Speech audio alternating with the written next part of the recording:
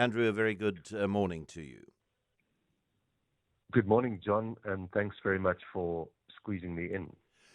Andrew, was this an official explanation? Andrew Whitfield is being removed from his post as Deputy Minister of DTIC because he went to New York without permission. No, not entirely. I went to Washington in February. Washington, not New York. Yeah. And that is certainly not the reason I was provided. In fact, I was provided with no reason. Okay. Simply a letter removing me. Okay, and that letter simply said that according to the powers vested in me by the Constitution and the law, I am removing you, or was it even blunter than that? No, it was pretty short, sharp, and to the point, John. It was in terms of Section 93(1), and then thanked me for my service, and that was it. And the trip to Washington, which has been put forward as the supposed reason for your removal from that office, was that communicated to your party leader, John Steenhuisen, or is that something that is just out there as a speculative cast of the hook?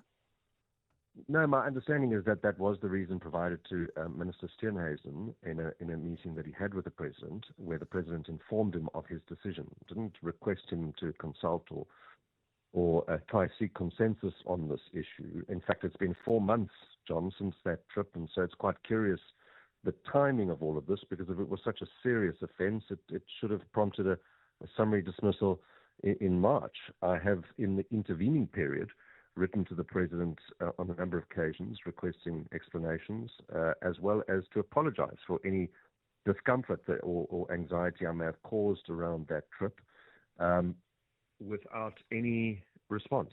So, yeah. I did say earlier that the ANC tends in these situations, or the presidency tends in these situations, to stick to the letter, and the letter of the law would say that what you did was an offence, and if you commit offence, then it is reasonable for you to be removed as a sanction for that offence. At the time, we've been told that you applied for permission 10 days ahead of that trip and then inquired every day thereafter as to why there had not been a response. Did you give any thought at the time to let me not go because I don't have official permission?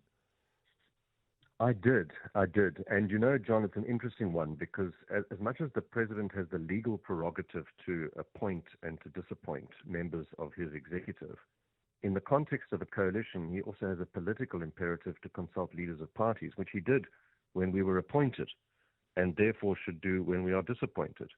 And so I did acknowledge that risk at the time, and then I did subsequently write to the president to acknowledge in writing and apologize for the situation that I put him in. I think the question here is this response proportionate and consistent? I believe it is disproportionate. I think it is inconsistent.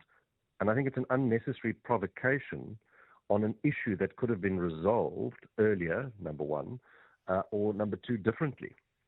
There's been certainly plenty of time to resolve the matter and to find different ways to sanction. But what it does do is it casts light on a process which I believe has not been applied consistently. And I'm convinced that there are members of the executive that have left the country, whether on personal business or other business, without the president's permission.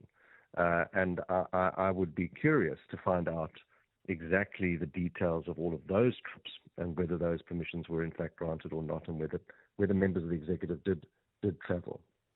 Look, I don't think anybody expects consistency from Cyril Ramaphosa or the ANC in government on any issue.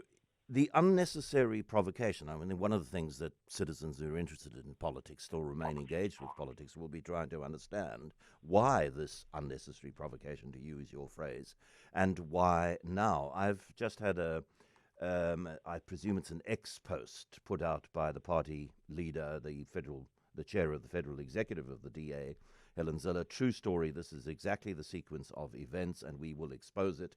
Andrew Whitfield was asking inconvenient questions about the lottery tender.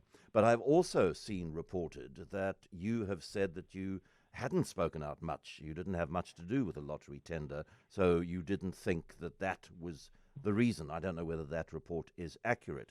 So let me ask you, for the record, what it is that you were doing that you think is the real reason for what you call the unnecessary provocation. Look, John, over the last year, I've asked a number of different questions on a number of different topics. Some of them may be difficult questions to stomach in this new culture for the ANC, of this coalition. And I've provided oversight on issues ranging from what I believe to be cadre deployment of politically exposed individuals to boards of entities. I've written and recorded my objections and concerns around the Transformation Fund, the legal sector codes.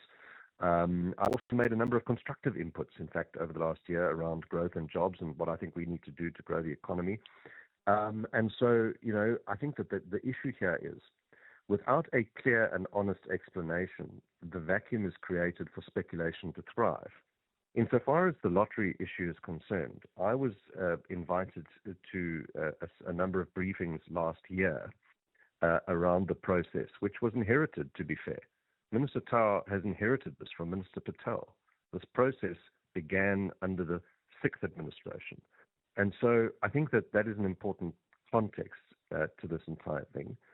And then, unfortunately, for the last 6 months, I've been sidelined. I haven't had line of sight or been invited to participate in any meetings. Now, make of that what you will, but I've certainly not been involved in any engagements or discussions. And anything that comes across my desk where I'm required to sign off, I scrutinize it and I make comments. Sometimes those comments are supportive and constructive, and sometimes they are objections to certain things. I've not had that opportunity with the lotto license. However, my colleagues in Parliament have been doing a stellar job on this topic, and I personally have a number of questions which I would have loved to have ventilated within the department, but now have not got that opportunity. Andrew, I know that you have plenty of other interviews booked, but if I can quickly get a sense from you of what happens next, because the party leader, John Steenhuisen, in Parliament yesterday, 48 hours to fire 2 ministers and a deputy minister. And again, the ANC, with its insistence on the spirit rather than the letter of things, will say you are guilty. You travelled without permission, whereas the ministers are only reported to, alleged to have been involved in malfeasance, and therefore this is very different. I cannot see that Cyril Ramaphosa is going to fire the 2 ministers and the deputy minister, disappoint them.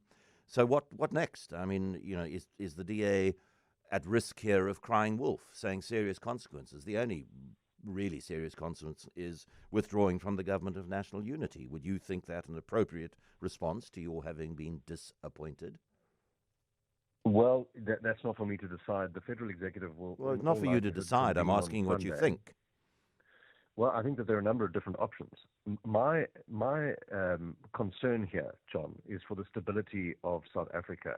I think that the timing of this decision is reckless. I've indicated, I believe it's a disproportionate sanction relative to the others. You've set out a very good argument in terms of transgressions versus allegations.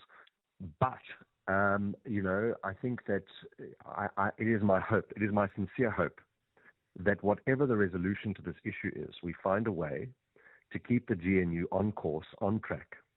The stability and the progress of the Republic of South Africa, it must be at the center of these discussions.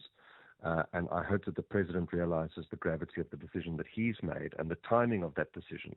So this decision had been made earlier in the year, or he'd taken a different decision considering the backdrop against which this decision has been made.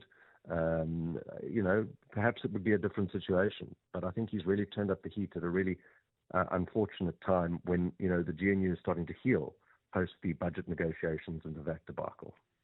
Andrew Whitfield, who until yesterday was the Deputy Minister of Trade, Industry and Competition. Thank you, Andrew.